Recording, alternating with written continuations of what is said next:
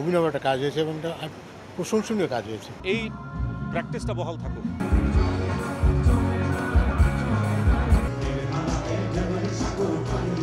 নববর্ষে অনেক অনেক শুভেচ্ছা।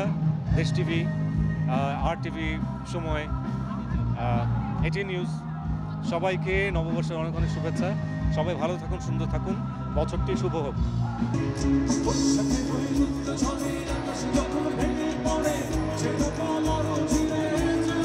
আজকে খুব ভালো লাগছে আমার এই অনুষ্ঠানে আসতে পেরে, এবং শিল্পকলা সংস্কৃতি মন্ত্রণালয়ের আয়োজনে এই অনুষ্ঠানটা জাতীয়ভাবে রাষ্ট্রীয়ভাবে যে অনুষ্ঠান হচ্ছে, এবং আমাদের এই বাংলা রক গোষ্ঠীগুলোকে যে একত্র করে যে একটা অনুষ্ঠান উপস্থাপন, এটা খুব ভালো উদ্যোগ এবং খুব ভালো লাগছে। পরিবেশটা ভালো লাগছে, আমি নিজেরও খুব ভালো লাগছে যেরকম একটা অনুষ্ঠানে আমি উপস্থিত থাকতে পেরেছি।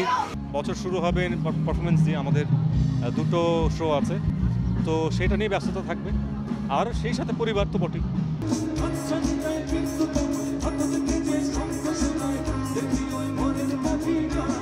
এটা খুবই একটা অদ্ভুত একটা অভিনব একটা কাজ হয়েছে এবং এটা প্রশংসনীয় কাজ হয়েছে।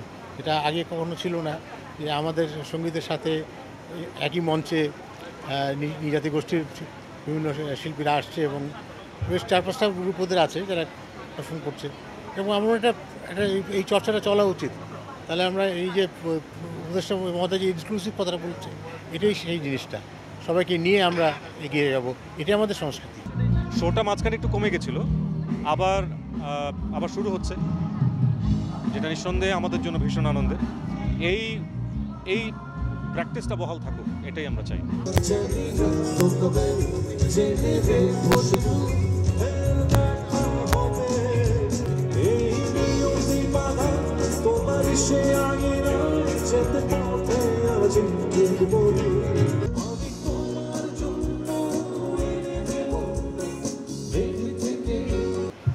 আপনি নিজে দেখতে পাচ্ছেন মঞ্চে যারা গাইছে এবং দর্শকদের যা প্রতিক্রিয়া, সেটা থেকে বোঝা যায় যে এই ধারার গান, বাংলা রক যেটা বললাম আমরা, এই ধারার গান কতখানি জনপ্রিয়।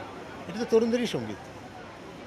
আমরা এত তরুণ, আমরা যখন তরুণ ছিলাম শুরু করেছিলাম, কারণ আজকে তারা সেই হাল ধরেছে, এবং এই দর্শকদের এই উত্তেজনা, এই ভালোবাসা দেখেই তো আমরা বুঝতে পারি যে এই সঙ্গীতের ধারাটা কতখানি জনপ্রিয়।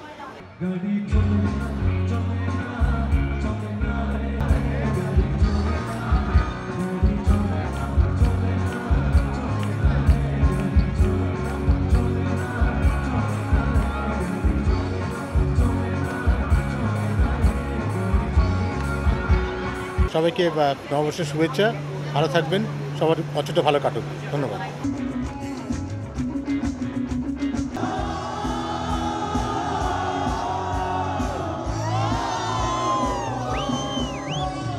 জীবন